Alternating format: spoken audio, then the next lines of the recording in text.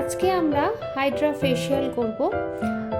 সেটা আমরা দেখতেই পাচ্ছি যে আমি আজকে দেখো হাইড্রা ফেশিয়ালই করছি, সাকশন টুলসটা দিয়ে আমি ফার্স্ট কাজ করছি। সবারই এটা প্রশ্ন থাকে যে হাইড্রা ফেশিয়ালটা অ্যাকচুয়াল কী বা কী বেনিফিটস। তো সবার প্রথমে আমি বলি এই হাইড্রা ফেশিয়াল কিন্তু কোনো পিলিং ট্রিটমেন্ট নয়।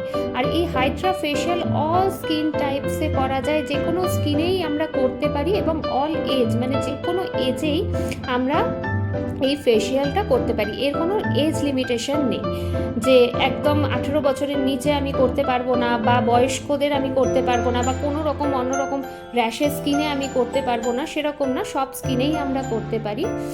আর এক একটা স্কিনে আমরা এক একটা প্রোডাক্ট দিয়ে আমরা কাজ করি।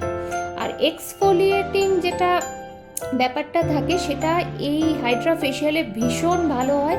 এবং সাকশন টুলসটা তোমরা দেখলে আমি কাজ করলাম, এটাতে কিন্তু ডেড সেলগুলো ভীষণ ভালোভাবে কালেক্ট করে ক্লিন স্কিনটাকে ভীষণভাবে ক্লিন করে। এবং ডিপ পোর ক্লিনজিং কিন্তু এই ফেশিয়ালে হয়, যেটা হাতের মাধ্যমে কোনো মতেই সম্ভব নয়।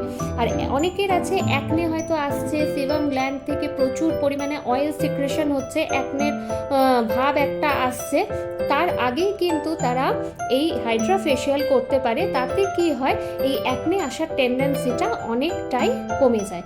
তাছাড়া এটাতে ব্লাড সার্কুলেশনও ভীষণ ভালো হয়, রিজুভিনেটিং, ফেয়ারনেস প্রসেস, স্কিন গ্লো, এগুলো সবকটাই মোটামুটি এই ফেশিয়ালে পাওয়া যায়। এটাকে বলতে পারো তোমরা একটা কম্বো প্যাক, সেখানে আমরা সব রকমই ফেসিলিটি পাই স্কিনে।